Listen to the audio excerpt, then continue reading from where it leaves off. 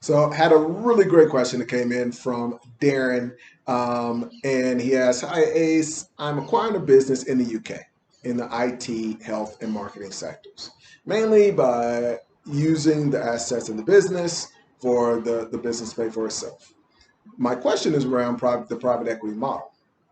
Am I correct in thinking that micro PEMO is essentially a group of private investments?" So there are a couple of things here. Number one is, when it comes to, I think some people get confused when we're talking about micro private equity versus a micro private equity fund or just private equity fund. Micro private equity is just a business model.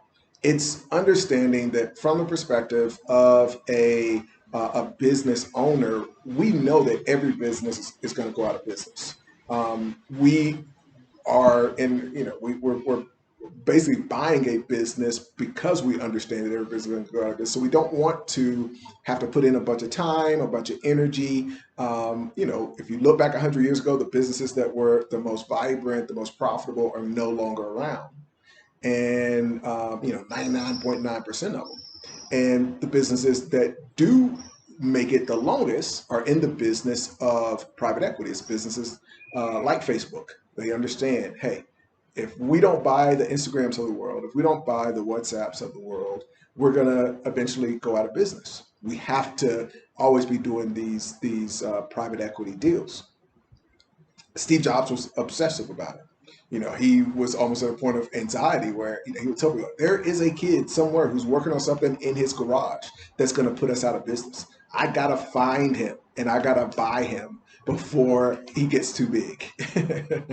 And he understood that we're not going to stay relevant. I actually have a friend who sold his business to Apple and got to meet Steve Jobs. It's not a huge deal, but still got to meet Steve Jobs. It's pretty awesome, and or a huge deal in the Apple scheme of things. But when it comes to kind of the micro private equity model, small businesses don't have that same thought process. Small businesses don't realize, oh, like one of the reasons that so many small businesses fail so quickly is because they're not in the business of acquiring strategically, acquiring competitors, acquiring potential competitors, bringing in talent through acqui-hires. And so all this whole realm of business that small businesses just don't participate in.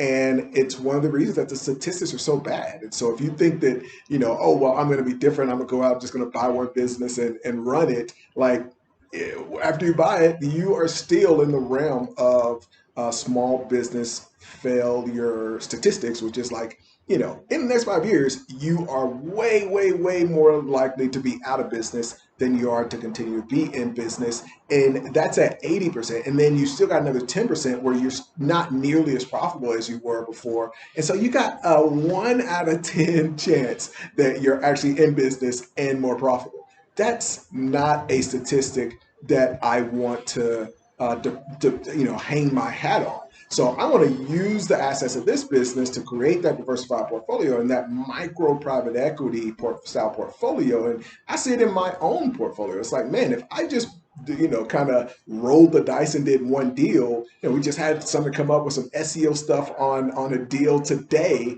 where it's like, okay, like this is a pain and, we got to deal with this. But, there are 38 other deals in the portfolio that will still continue while we try to fix this one. And if you're somebody that's like, okay, like this is just my one deal, that's a nightmare situation to be in. So hopefully that answers your question there, Darren. Hopefully that's valuable for you guys. Thanks so much for checking out the video. If you're someone who's interested in doing deals, be sure to visit acechapman.com.